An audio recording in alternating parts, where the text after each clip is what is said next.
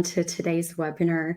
I am Julia De Carlo, Events and Field Marketing Manager here at Pixelz, and I will be your host today instead of Alexandra because unfortunately she's got sick. Today's webinar is all about nurturing and developing in-studio talent, and I'm very happy to introduce you to our today's webinar, our guest speaker, Jamie Forrest. She's an experienced photo and video studio leader, and she has a lot of knowledge and expertise on cultivating creative teams and creative talent. So Jamie, welcome on stage. Hi, thanks for having me. Hello. Thank you for joining us for today's conversation. So we have a short amount of time. So can you just introduce yourself and your industry experience to the audience just a little bit more? Sure. I have over 20 years of experience in the creative world, both studio and on location. When I'm not in the studio, I'm usually hanging off the back of a motorcycle chasing cyclists up and down mountains. I worked for Schwinn, GT, and Mongoose and traveled all over the world shooting Dew Tours, X Games, World Cup races. And then the last 15 years I spent at Trek Bicycle. Lance Armstrong, the guy with the yellow bracelet. So I spent the last 15 years there building studios, building a department of both photo and video. So I got a lot of experience building studios and running teams. I'd go into all the things that we do, but I'm going to save that for the book. So great. I led an amazing team of photo and video professionals. And now I'm doing consulting and working with the state of Wisconsin, doing workforce development and doing some studio building. Awesome. Thank you so much for sharing. We have quite a few questions lined up for today's discussion, and they're all coming from our recent flagship event in Los Angeles, Flow North America, and we've gathered them from the QA sessions, from the keynotes. We had breakout discussions. So they're all coming from the audience, so the industry professionals, the expert. And therefore, we're going to jump a little bit from one context to the other, and we're going to keep it a little dynamic. But Jamie, are you ready to start? Let's do this. Let's do it. So our first question is, how do you, as a leader, advocate for the budget and resources for education and upskilling? Sure. I think it's always important with anything to have a plan. Just asking for things randomly doesn't really work. You have to have a strategic approach. You have to have a continued culture of continuous improvement that leads up to the ask so that they're not taken off guard when you're asking for these resources. And investing in your space and team saves money. It makes for happy employees. A good example right now is Walmart just opened that 80,000 square foot studio in LA. They're investing in the creative. And I think it's really important to do that as a leader and advocate for those resources for your team. Right. Thank you for sharing that. Also, do you have you had in your experience any practical real life examples to show that you need to invest in people? Absolutely. And show how that has an impact, also investing on the resource, and it has an impact on the outcome on money wise, which Yes. is that in a practical way is what people mostly understand They do. when explaining this. Yeah, absolutely. Yeah, it's a good example is just the Trek studios to begin with. I mean, millions of dollars were spent every year sending the bikes out to be shot. In the studio, we shoot bikes, bike parts, and more bikes. And so it became very expensive to send that out to a studio. It's the transportation costs, the green impact that has by taking bikes and having to drive them all over to get the photos of them. So one, it was cost savings. I mean, we saved millions of dollars. I literally had upper management that would come outside the studio door when we first opened and make comments about how much money that we were saving the company by bringing this resource in. And then we continually kept building those resources so that we were able to upscale what we were able to offer. It was just the thought in the beginning. We were able to show how much money we would save. And then as we grew as a studio, we found other resources. To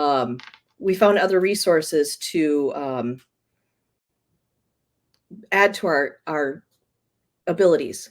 So we added things like 360 camera movements. So we would set up a robot and we'd spin the bike around 360 degrees. And we took that, ended up taking that off the website eventually because there was just a change in the needs. So we pivoted, and now the shift is more towards CGI and bringing that stuff in-house, because that, again, you're spending a lot of money outsourcing when, one, you get more control over the look and the feel of your assets by bringing the things in-house. And then over time, you actually save money by investing in those resources. Right. Thank you so much for sharing that example. Let's move on to our second question. So, if you have a bigger team and additional management layer, how do you ensure that different leadership styles don't clash and hinder teamwork? Sure. I mean, and on any big team, you're going to have a lot of different styles. I think that what is most important is having communication between everybody on the team, and having that understanding of what the goals are. And then embracing diversity. You want to embrace diversity within different leaders, within your individual contributors. I think it's really important to see things from different perspectives and have differing opinions. I mean, they're all important. And, if you can step back and take a look at things from a different perspective, you might learn a lot. And then I think it's good to surround yourself with people that aren't necessarily completely like-minded, so that they look at things from that different perspective and challenge you. I think that it's important to be challenged, because people tend to lean into their comfort zones. And when you have those diverse groups and that different way of looking at things, that really, helps with the communication. At Trek, what we did is we had level 5 leadership, which is training people to be leaders. So it's about leading from where you are. Everybody is a leader, whether you're mopping the floor to, in the corner office. Everybody needs to be leaders. They need to have leadership skills. And then it's important to build those soft skills, which are now being called, I guess, power skills. Other thoughts are, you need to coach in the moment. It's not waiting for having that conversation a month down the road. It's about having that conversation now and having those discussions. I think it's also important to collaborate cross-functionally with varying teams. It's important to learn from those other teams. It's okay to disagree. It's okay to fail sometimes, because sometimes you learn a lot more through failure than you do when you succeed. So, and I come from a military background where I went to leadership school first before I went to college. And while I learned a lot from military leadership, I lean into more of a empathetic military leadership style. But I think it's really important to have that empathy and have that understanding of where other people are coming from, in order to be able to have that understanding. And then, lean into learning more. There's some really good books out there. Some of my particular favorites, we'll share some of these later, but like Atomic Habits is a great one. Herding Tigers is one that talks about how to lead creative teams. Verbal Judo is a good one. It's how do you deal with people with compassion, and how to talk to them in ways that have better understanding. So amazing. We'll really share. We'll definitely share all these book advices, and we'll reference them in our follow-up emails. So you'll have them, don't worry. But also on that note, we had a panel discussion in Berlin last year at Flow, and it was actually with Eloise Jones and Sylvia Nashduk, and they were talking about how they've implemented and how they are using that agile mindset in their teams. And actually, what they were sharing is that is very important that everyone knows the impact of their work and of the others of the team work. So the impact that they have, not just of themselves, but of the others, and actually try to experiment and test other skills and other roles so that in that moment when it's needed, you can step up and actually um, be able to jump in for that other person of the team. And also Absolutely. another thing was to actually give feedback and transform that feedback into a dialogue. And so we come back to that communication skill that it's actually very Right. important. And then it's come up in our conversation preparing to this webinar very often. I can only imagine. Yeah. So let's move on Okay. to our next question. Where is the perfect balance between giving opportunities to produce more creative work to your in house talent versus collaborating with external talent for fresh perspective, and high hand results? Sure. This one's always tough. It's something that I've struggled with in a number of different roles and in some of the consulting I'm doing right now. Um, it's tough. It's an issue for everybody. In-house teams are usually set up pretty bare bones with usually enough resources to get done day-to-day work. And that's where having that investment ahead of time and being prepared for the times when you need to step up is important. So, it's I think it's important to know that one, you need to work things through swim lanes and see where the ROI is. Because sometimes investing in your own people and giving them the opportunity, one, they know the brand better than anybody else. They have the company in their best interest always. So, and then it also gives them a chance to expand and learn and get opportunities that keep them happy and keep them in place. Um, Again, it's all about efficiency. It's about trying to find those efficiency in your day-to-day work, through continuous improvement, through Kaizen events, and finding that carving out that space for the creative time and to do those bigger projects. It's tough because and it's really expensive. You send a lot of money to an agency or to a freelance individual, and that's all they focus on. There's bikes that are in the hallway that need to be shot, but there's also a catalog that needs to be done, which is a lot more fun and exciting. But you have to keep in mind that there's production work that needs to happen. And so it's really important to drive that efficiency so that you can have that time to be creative and to see what other things you can do. It's a good example of I think it was 2009-ish when Lance Armstrong, the guy with the yellow bracelet that won a few Tour de France's for Trek. He came back out of retirement, and there was a lot going on with that. Trek does a lot of custom painting, and so they were working on his new bike. And we got a new G10. And for the photographers out there that know, it's just a point and shoot. But it was kind of earlier days when they started doing video. So I got up and I had to be at work at like 5 a.m. and shoot. It was a very meticulous paint job.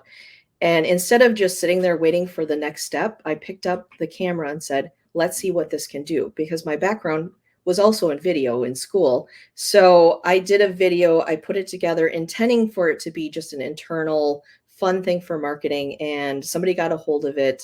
And it ended up on YouTube. And this is the earlier days of YouTube, but it was sports video of the week.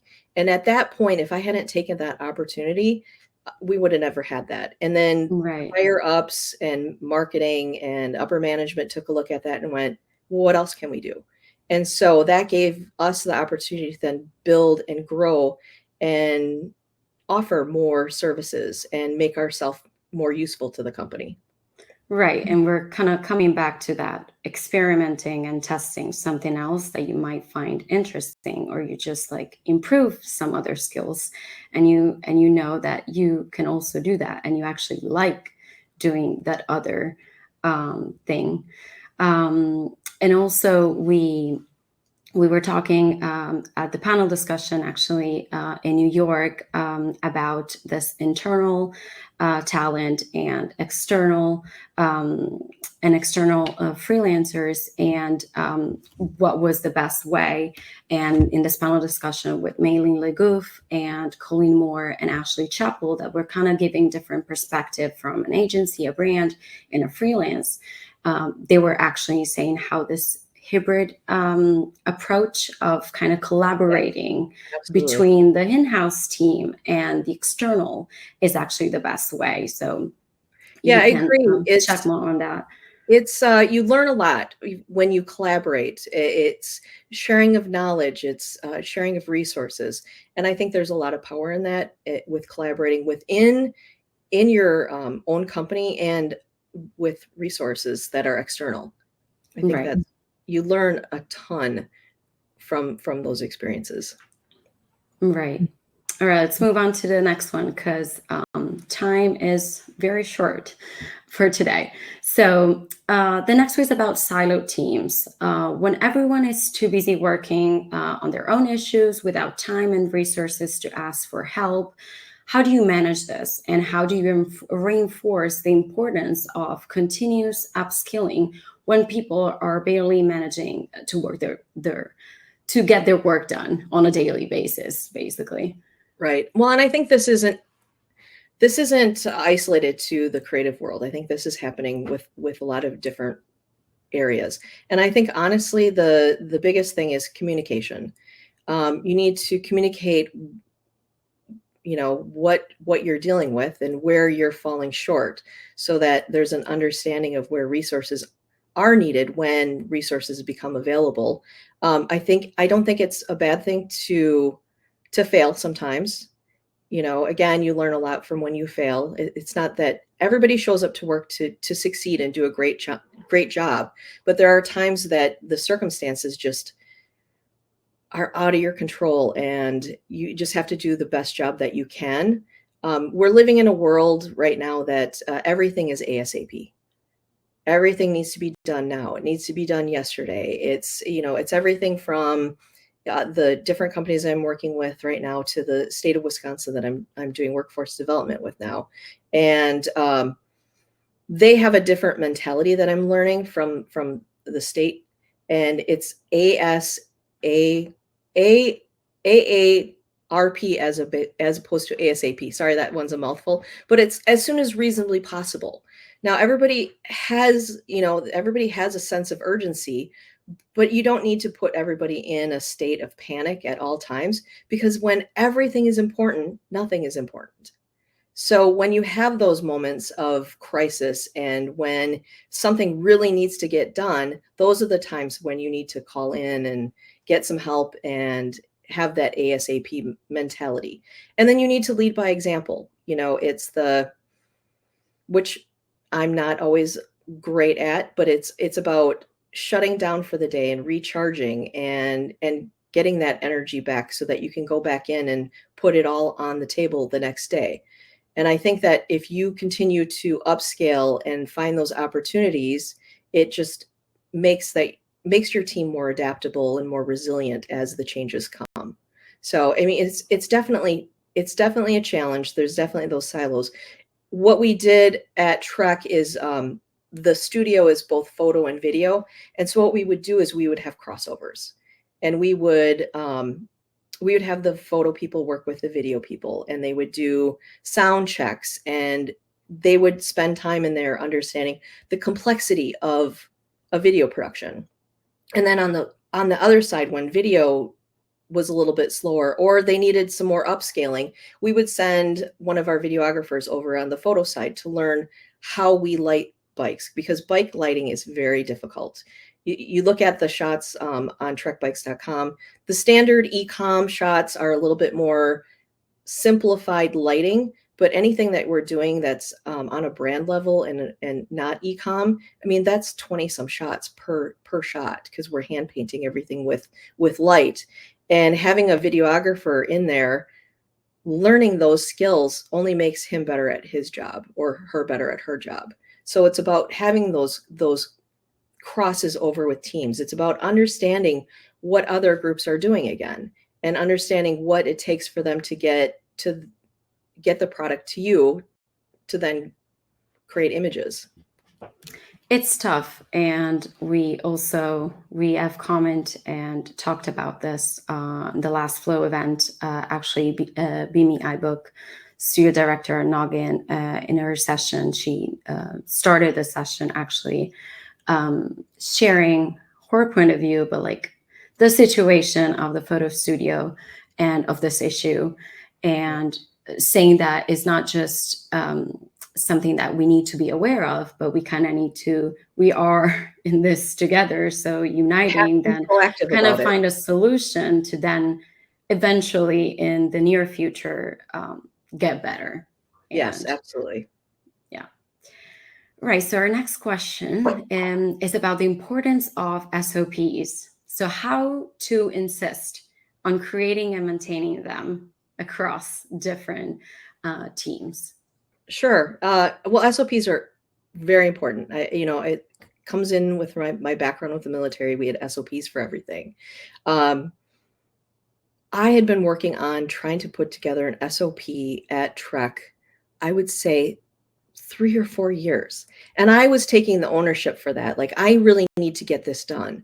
But I stepped back. I actually did a workshop in New York where I was with Colleen and had a lot of different discussions, and kind of stepped back and thought about it for a second in those meetings, and went, why am I taking responsibility for this? I'm not doing the day-to-day job. So I'm not, while I can jump in and do the jobs that need to happen, I need to go to my experts. And those are the people that are on set and the people that are traveling and doing the work. And so what we did is we put the ownership back on the people that were working in the studio. And so we created teams in order to put together the material that needed to happen. Because there's different resources depending upon goals, the needs, the complexity, the materials that you're working on. And so what you do is you take a look at what you are doing. You use continuous improvement techniques to streamline your operations. You break it down. You do nominal group techniques, which basically makes a voice for everybody. So even if you have the introvert in the corner that doesn't want to talk, they have a Post-it, and they can write on a Post-it, what is the problem, or what is it that we need to capture for knowledge? And they put it on the board. And then you take that and you do a pace chart, which then breaks it down into, how hard is this going to be to do? How much impact is it going to have? And then you pick the things based off of that. Because if you're putting on there that we need to design a website, you're dealing with a multi-billion-dollar brand that it takes years to redesign a website, and something that we don't have control over. So it's focusing on the things that you can control, and then spending the time to create those resources and break them down and put it on the calendar. Work with your project managers, work with your teams, and then really break it down, review it. And then you have to make sure that it's material that stays relevant. Because if it's not relevant, and if people don't know where to find it, then it's of no use, and you just spend a lot they of won't go back to it. Right. Exactly. So you need to do it and do it right, and don't kick it off until you have everything in place and you're focused on the essentials. The nice to haves can come later, but the essentials of e-com and how you shoot a shoe every day, or a helmet, or whatever product it is, if you have a SOP on that creates consistency. It creates efficiency. It makes sure that you have quality. It's making sure that people know what their job is, because there's a lot of times people leave their jobs because, one,